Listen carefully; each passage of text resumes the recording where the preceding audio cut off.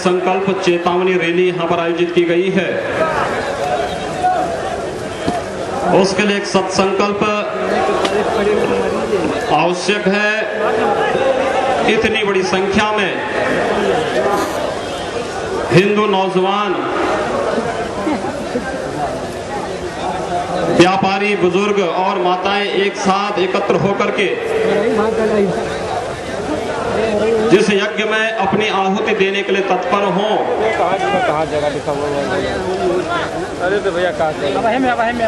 तो उस यज्ञ का संकल्प ही उस यज्ञ की सफलता के लक्ष्य को पूरा करने के लिए हम सब का आह्वान करेगा। आप सब बिना धैर्य खोए पूरे उत्साह के साथ मेरे साथ बोलेंगे, मुट्ठी बांध करके संकल्प के साथ बोलेंगे, भारत माता की, भारत माता की। जहां तक मेरी आवाज पहुंच रही है, भारत की धरती पर भारत माता की जय जयकार करने में जिसे संकोच होता हो, उस हरामी के पट्टे को भारत की धरती पर रहने के अधिकार से वंचित कर दिया जाएगा।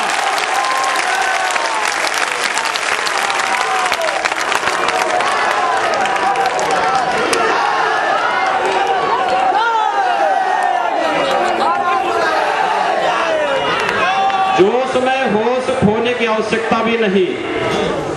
बहुत लंबी लड़ाई आतंकवाद के खिलाफ लड़नी है, इसलिए दोनों हाथ उठा करके बोलेंगे जहां तक आवाज मेरी पहुंच रही है, भारत माता की, भारत माता की, गौ माता की, गौ माता की, गंगा माता की, गंगा माता की, श्री राम जन्मभूमि की, श्री राम जन्मभूमि की, श्री कृष्ण जन्मभूमि की, श्री कृष्ण जन्मभूमि की, काशी विश्वनाथ की, काशी विश्वनाथ की, हर हर महादेव।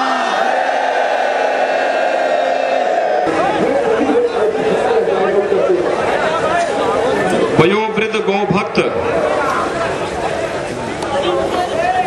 और इस 90 वर्ष की उम्र में भी राष्ट्र और समाज के प्रति वही जज्बा लेकर के चलने वाले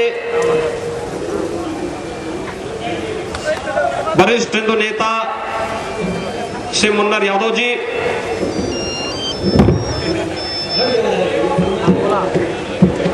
कार्यक्रम के संयोजक डॉक्टर राकेश राय जी, अरुण कुमार सिंह जी,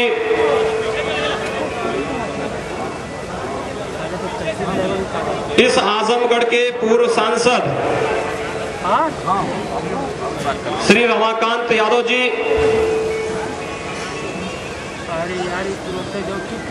विधायकगण श्री अतुल सिंह जी, विजय बहादुर यादव जी, ब्लॉक प्रमुख श्री ब्रजेश यादव जी, महेंद्र पाल सिंह जी, कालीबाड़ी के श्री महंत रविंद्र दास जी महाराज, गोरखपुर विश्वविद्यालय छात्र संघ के पूर्व अध्यक्ष डॉक्टर विभाड़ चंद कौशिक जी, भारतीय जनता पार्टी के वरिष्ठ नेता श्री विनय कुमार सिंह बिन्नू जी, हरेंद्र सिंह जी, हिंदू यावानी के प्रदेश प्रभारी श्री राघवेंद्र सिंह जी, प्रदेश संयोजक श्री विष्णुदत्त ओझा जी, प्रदेश जो भी उस आतंकवाद के खिलाफ बोलेगा उसको इस प्रकार की गीदड़ी भपकियां देने का प्रयास होगा, लेकिन उससे घबराने की नहीं, बल्कि इसका मुंह तोड़ जवाब देने के लिए आगे बढ़ने की आवश्यकता है बंधुओं। और उस संकल्प के लिए हम आज आपके पास यहां पर आए हैं। एक कायराना हमला, कायर, नपुंसक और हिजड़ों जैसे लोगों से ये उम्मीद की जा सकती है, नहीं की जा सकती।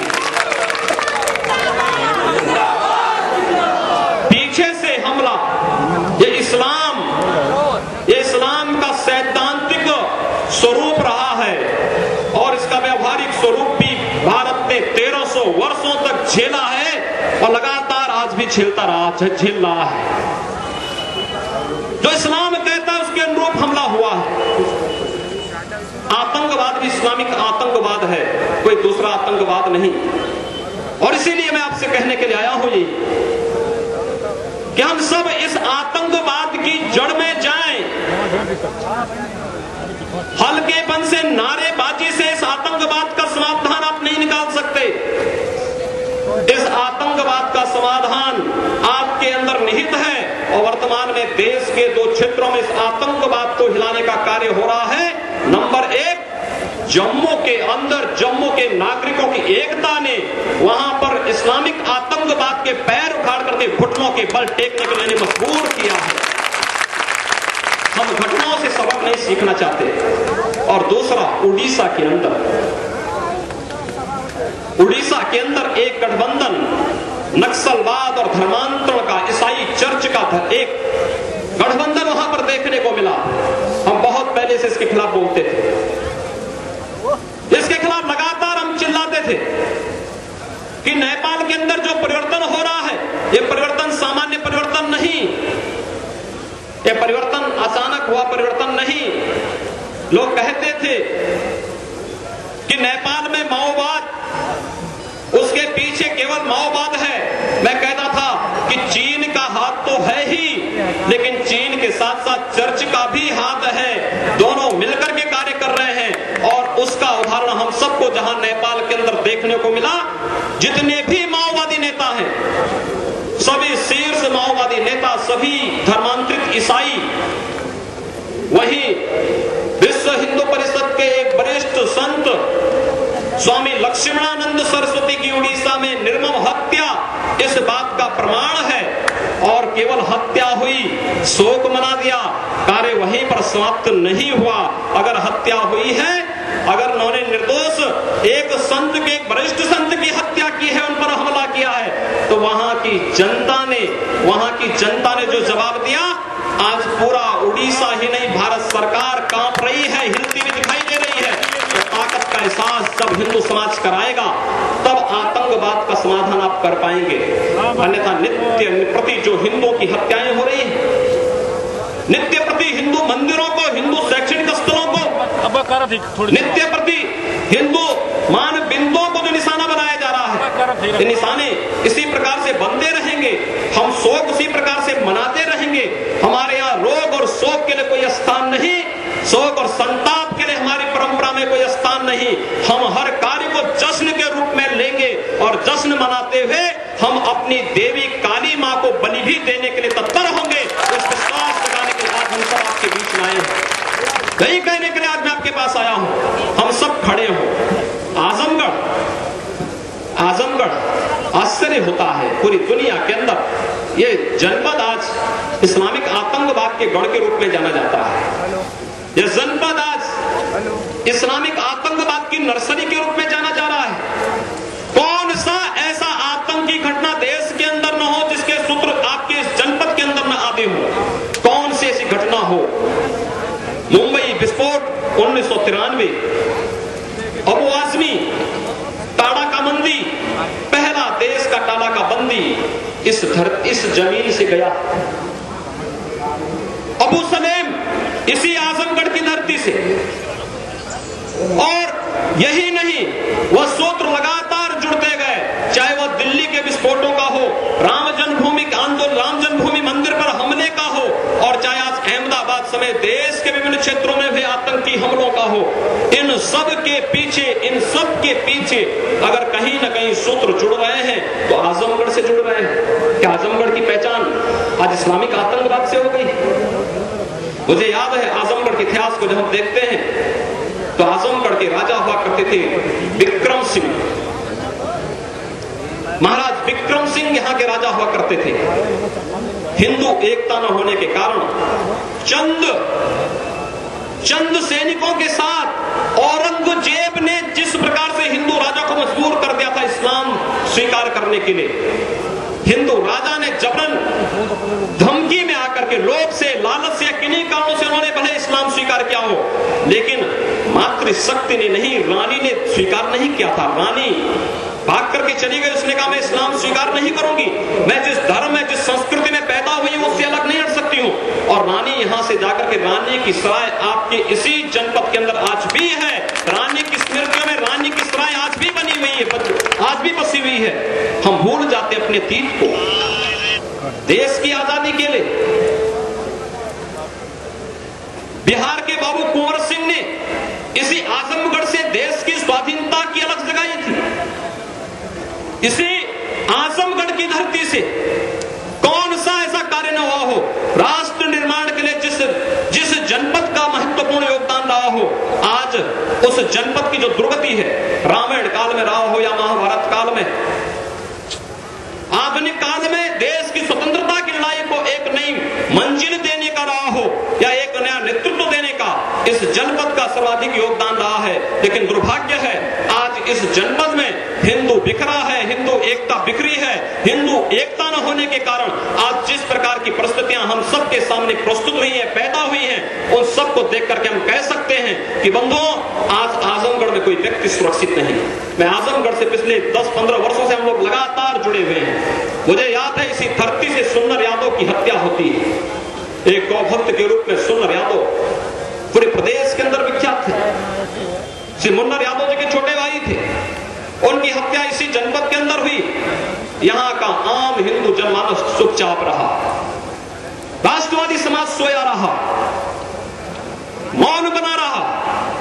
जिस दिन सुंदर यादव की हत्या हुई थी, अगर उस दिन प्रतिक्रिया उसी रूप में व्यक्त करने की इच्छा शक्ति यहाँ के नौजवानों के अंदर पैदा होती, केवल नारा नहीं बल्कि नारा के साथ साथ भाला चलाना भी उन्हें सीख लिया होता, तो संभवतः मैं समझता हूं कि सुंदर यादव की हत्या के बाद वहीं पर विराम लग गया होता, वहीं पर लगता।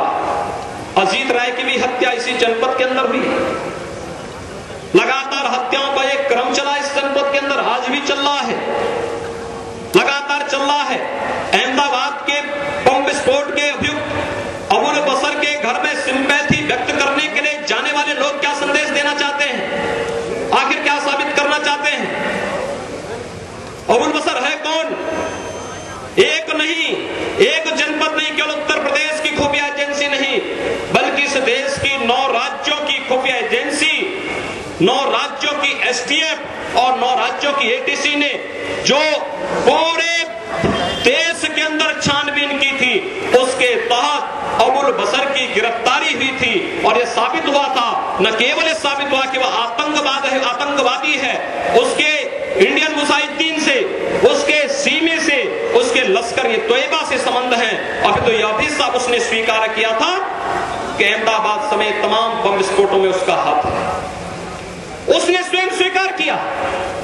और सबके बावजूद बेशर्मी के साथ राजनीतिक दलों के लोग उस आतंकवादी के घर में जाकर के अपनी सहानुभूति व्यक्त करने के लिए जाते हैं।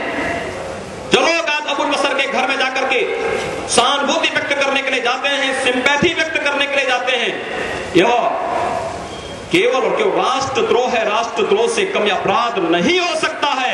और राष्ट्रद्रोह के अपमान को अगर हम लोग चुपचाप सहन कर रहे हैं, तो बंधुओं, हम किसी बड़े महाभारत को आमंत्रित कर रहे हैं। उस बड़े महाभारत की तैयारी में, महाभारत में जो भी मौन रहा है, महाभारत के युद्ध में जो भी मौन रहा है, चीरहरण जब भी मातृशक्ति का हुआ है, चाहे हिंदू मां बहनों का हो, चाहे गौ हत्या का हो और चाहे भारत माता का हो, चीरहरण के उस दृश्य को देख करके जो भी मौन बना रहेगा, बड़े बंधुओं, उसको महाभारत के युद्ध में हताहत होने से कोई रोक नहीं सकता है। और आज ये मौन एक गंभीर खतरा, एक गंभीर संदेश हम सबके सामने प्रस्तुत करता है। हम सब लड़ने को तैयार हो, हम लोग लड़ें, हम लोग लड़ने की तैयारी करें, लेकिन लड़ने से पहले एकजुट भी हो, अपनी एकता का परिचय दें। हम जिस दिन एकजुट होकर के लड़ने की तैयारी करेंगे बंधुओं, तब जिस दिन हम लोग मिलकर के इस लड़ाई को लड़ेंगे, तब हमें सफलता प्राप्त हो सकती है।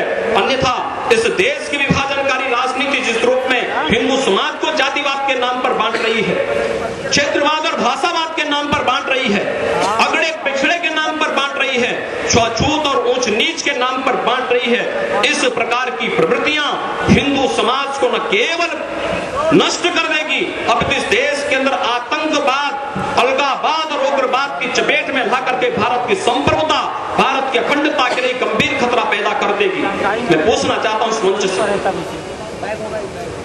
डंपी जा सकता है अबुल बसर से मिलने के लिए, क्योंकि इसका खूनी रिश्ता होगा, वो अपने खूनी रिश्ते को निभाने के लिए जाता होगा, और इसका जवाब आजमगढ़ की जनता को पूछना चाहिए। डंपी जैसे लोगों से पूछना चाहिए, उन लोगों से जिन्होंने डंपी को इस देश के सर्वोच्च सदन में चुन करके भेजा है।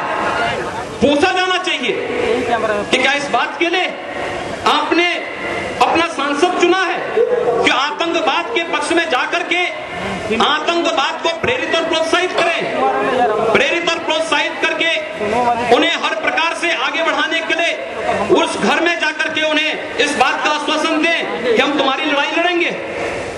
अगर इस प्रकार से कोई सांसद, कोई विधायक किसी देशद्रोही के घर में जाता है, इसका मतलब अन्य लोगों को प्रेरित कर रहा है कि तुम भी ऐसा कार्य करो, तुम भी ऐसा कार्य करोगे तो कोई तुम्हारा फिर बाल बांका नहीं कर पाएगा, तुम्हारी सरकार हमारी सरकार तुम्हारी पैरवी करेगी। इस प्रकार का जो संदेश देने का प्रयास हो रहा है, यह संदेश राष्ट्रीय एकता के लिए शुभ संकेत नहीं है और आपके भविष्य के लिए भी शुभ संकेत नहीं है, शुभ संकेत नहीं है आपके भविष्य के लिए। लेकिन मैं पूछना चाहता हूं समाजवादी पार्टी के नेता अमर सिंह से, क्या कि अमर सिंह किस खूनी रिश्ते को निभाने के लिए अबुल बसर के घर में गए थे? कौन सा खूनी रिश्ता उनका अबुल बसर के परिजनों से है? अबुल बसर से कौन सा उनका नाता है, कौन सा रिश्ता है? अबुल बसर एक आतंकवादी है, एक आतंकवादी के घर में जाकर के उन्हें प्रोत्साहित करना और सभाएं करना। जिस दिन यहाँ पर अमर सिंह आए थे, अबू आजमी आए थे और जामा मस्जिद का इमाम आया था, आप आश्चर्य करेंगे बंधुओं, भारत जैसे देश में ही संभव है कि इमाम बुखारी जैसे लोग खुलेआम घूम सकते हैं।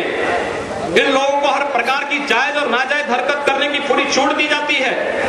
लेकिन दुर्भाग्य है कि कभी अगर इस प्रकार की स्थितियों को आपने सोचा होगा, समझने का प्रयास किया होता कि इमाम बुखारी के साथ क्या व्यवहार पाकिस्तान ने किया था, तो संभवतः आप लोग भी यहां पर इमाम बुखारी की असलियत को जान पाते। इमाम बुखारी अपने कृत्यों के लिए, राष्ट्रद्रोही कृत्यों के लिए, हिंदू विरोधी कृत्यों के लिए आज से नहीं, बहुत पहले से बदनाम है, जन्म से बदनाम है, जन्म से इस बात के लिए कुख्यात है। वह कार्य करेगा जो भारत विरोधी होगा, वह कार्य करेगा जो हिंदू विरोधी होगा, वह कार्य करेगा जिससे भारत की एकता को, भारत की अखंडता को, भारत की संप्रभुता को खतरा पैदा होता होगा, वह हर कार्य वह करेगा। और जब यह कार्य वह करता है तो उसको एक वर्ग का समर्थन प्राप्त होता है, वह इस देश के कठमुल्लाओं का एक स्वयंभू नेता भी बन जाता है। लेकिन यही मान करके जब कि भारत का मुसलमान इमाम बुखारी को अपना नेता मान लेता है, वह इसी गलतफहमी में एक बार पाकिस्तान चला गया। वो जान तो ये समझता था कि पाकिस्तान जब जाएगा तो पाकिस्तान में उसके लिए पलक पावड़ी बिछाए जाएंगे, पाकिस्तान में इमाम बुखारी का स्वागत होगा, एक राष्ट्राध्यक्ष जैसा उसका सम्मान होगा। लेकिन पाकिस्तान के अंदर क्या हुआ? एयरपोर्ट से ही इमाम बुखारी को वापस कर दिया गया। कम इमाम बुखारी, तुम्हारी आवश्यकता पाकिस्तान में नहीं, अरे तुम्हारे भी बाप यहाँ पर तो बड़े बड़े इमाम बुखारी पहले से ही पाकिस्तान में पड़े हुए हैं, तुम्हारी आवश्यकता यहाँ पर नहीं। और इमाम बुखारी उसी समय वहां से बेइज्जत होकर के वापस आ गया, वहां की धरती पर केवल उतरने के बाद वापस उसी विमान से वापस पाकिस्तान ने किया था। बंधुओं, पाकिस्तान के लोग जानते हैं कि इमाम बुखारी जैसे लोग एक कुत्ते की दुम है, ये कभी सीधी नहीं होगी, वो मजबूर हैं, अपनी आदत से मजबूर हैं, वे कभी सीधी नहीं हो सकती। और सीधी इसलिए कुत्ते की दुम नहीं हो सकती है क्योंकि वह प्रकृति ने उसको ऐसे बनाया है। और लोग जानते हैं, पाकिस्तान के लोग जानते थे कि वह इमाम बुखारी को चाहे यहाँ पर स्वागत करें न करें, लेकिन इमाम बुखारी तो पाकिस्तान की वकालत करेगा ही करेगा। और इसलिए उन्होंने कहा कि ज्यादा आतिर खातिर इमाम बुखारी का अगर कर देंगे तो कहीं कल से फिर इसकी आदत न पड़ जाए कि बार बार पाकिस्तान आना प्रारंभ कर दे।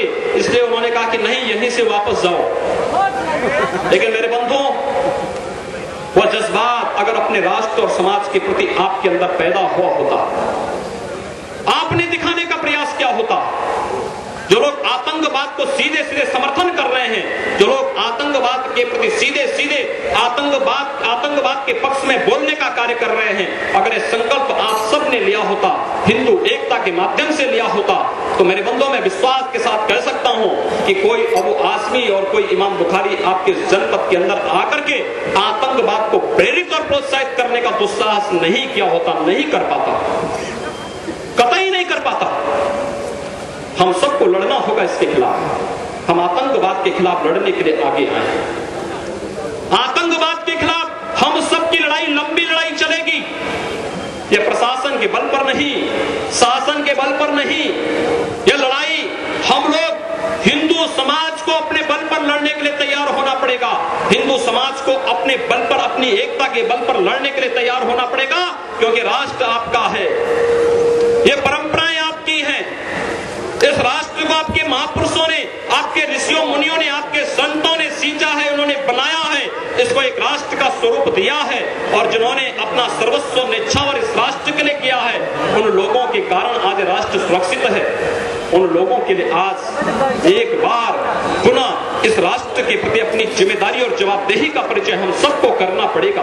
इतनी बड़ी आबादी, इतनी बड़ी संख्या में हम सब एकत्र होते हैं, लेकिन जब लड़ाई लड़ने की बात आती है तो फिर उस समय हम लोग वहां से पलायन करने की बात करते हैं। हम लोग पलायन न करें, भागने नहीं, पलायन का नहीं, न दैन्यम न पलायनम, न दीनता दिखाई जाएगी, न पलायन किया जाएगा। अभी तो आतंकवाद से लड़ा जाएगा। आतंकवाद जिस भाषा का प्रयोग करेगा, जिस भाषा में समझेगा, उस भाषा में आतंकवाद को समझाने का कार्य किया जाएगा। और इस बात का आह्वान करने के लिए आज मैं आप सबके बीच में आया हूं। हम सब संकल्प लें, हम सब एक संकल्प लेकर के आगे बढ़े, और यह संकल्प होगा कि आतंकवाद को नेस्तनाबूद करेंगे। आतंकवाद के लिए आजमगढ़ की धरती नहीं हो सकती। आजमगढ़ की धरती आर्यमगढ़ की धरती बनेगी, आर्यों की धरती बनेगी। आजमगढ़ की धरती हिंदू चेतना की धरती बनेगी। आजमगढ़ की धरती भारत की एकता और अखंडता को संबल प्रदान करने वाली धरती बनेगी। आजमगढ़ की धरती आतंकवाद की धरती नहीं बनेगी। एक संकल्प हम सबका होना चाहिए, और उस संकल्प के साथ हम सब ये भी मान करके चले कि आतंकवाद से लड़ने के साथ साथ हम चिन्हित करें उन स्थलों को जो स्थल आज भी आतंकवाद पे प्रेरित और प्रोत्साहित कर रहे हैं। कौन नहीं जानता है? मैं देख रहा हूं यहाँ का प्रशासन जानबूझ करके इस्लामिक आतंकवादियों को प्रेरित और प्रोत्साहित कर रहा है, मौन बना हुआ है। मुस्लिम गुंडे हिंदू कार्यकर्ताओं पर, उनके शांतिपूर्ण ढंग से चलने वाले जुलूस पर हमला कर रहे हैं, और उस जुलूस पर पुलिस वहां पर मौजूद नहीं। यह जानते हुए कि आतंकवाद के खिलाफ रैली है, आतंकवाद के खिलाफ रैली में जो लोग आतंकवाद को प्रेरित और प्रोत्साहित करते हैं, जो लोग आतंकवाद की शरणस्थली अपने घरों को बनाए हैं, अपने पूजा स्थलों को बनाए हैं, अपने उन स्थलों को बनाए हैं जहां से शिक्षा ग्रहण करते हैं, तालीम ग्रहण करते हैं, उन केंद्रों को आतंकवाद का अड्डा बनाए हैं, उनको ये सब पसंद नहीं आएगा। और जब उनको पसंद नहीं आएगा तो प्रशासन भी मौन बना रहा, प्रशासन चुपचाप बना रहा, प्रशासन ये भी देखता रहा कि हमला होता रहे, एक पक्ष हमला करे, निहत्थे लोगों पर हमला करे, पीछे से हमला करे। ये पीछे से हमला कायराना हमला है, प्रशासन की मिलीभगत का हमला है। और मैं बार बार कहता हूं कि पूर्वी उत्तर प्रदेश के अंदर यहाँ पर प्रशासन भ्रष्ट, पुलिस प्रशासन भ्रष्ट राजनीतिज्ञों के साथ मिलकर के राष्ट्रद्रोही और राष्ट्र विरोधी गतिविधियों को प्रेरित और प्रोत्साहित कर रहे हैं। न केवल सिद्धार्थनगर के अंदर, न केवल गोरखपुर के अंदर, अपितु आजमगढ़ के अंदर वह पुख्ता हुआ है। आज की इस घटना के माध्यम से यह पुख्ता हुआ है। इसके खिलाफ हम लोग लड़ने का एक संकल्प लें। आप सबका मैं आह्वान करूंगा कि हम सब एक संकल्प लें कि आतंकवाद से तो लड़ेंगे ही, आतंकवाद को प्रेरित और प्रोत्साहित करने वाले स्थलों के खिलाफ एक निर्णायक लड़ाई लड़ने। और जो लोग किसी भी प्रकार से आतंकवाद का समर्थन करते हो, आतंकवाद को प्रेरित और प्रोत्साहित करते हो, आतंकवाद को शरण देते हो, ऐसे लोगों के जीने का अधिकार इस धरती से छीन लिया जाना चाहिए। यह संकल्प लेकर के हम सब अपने अपने घरों को जाएं। अगर इस संकल्प के हम आगे बढ़ते हैं तो हम आतंकवाद के खिलाफ लड़ पाएंगे, इस इस्लामिक आतंकवाद के खिलाफ लड़ पाएंगे। अन्यथा जिस प्रकार की परिस्थितियां हैं, अगर किसी गलतफहमी में हम लोग हैं कि आतंकवाद के खिलाफ सरकार के स्तर पर हम लोग लड़ेंगे, तो सरकार के स्तर पर इस लड़ाई को कतई नहीं लड़ा जा सकता है, कतई नहीं लड़ा जा सकता है। आपने देखा होगा इतने बुजुर्ग, 95 साल की उम्र का ये बुजुर्ग मुन्ना यादव, इस उम्र में उस पर उन दरिंदों के द्वारा हमला किया जाता है। यहाँ का प्रशासन मौन बना हुआ है, यहाँ के डीएम और एसपी अपने चैम्बरों में एसी की हवा खाने का कार्य कर रहे हैं। एक शर्मनाक स्थिति, एक चूड़ी पहनाने का कार्य यहाँ के प्रशासन को किया जाना चाहिए। इनके हाथों में चूड़ियां होनी चाहिए, इनके हाथों में यहाँ के जिला की बागडोर कतई नहीं होनी चाहिए। ये लोग जिले की व्यवस्था को सुरक्षित नहीं रख सकते, और जिले की व्यवस्था को सुरक्षित नहीं रख सकते तो इनके खिलाफ लड़ने की तैयारी हम सब स्वयं करें। इस विश्वास के साथ आप सबका आह्वान करता हूं कि जिस आतंकवाद के खिलाफ लड़ने की एक तैयारी हम सब की है, उस आतंकवाद के खिलाफ आप लोग अपनी एकता के माध्यम से लड़ें, तन से, मन से, धन से, मनसा वाचा करना, उस आतंकवाद के खिलाफ हम लोग लड़ें। इस विश्वास के साथ आज के इस हिंदू चेतावनी रैली हर हर हर हर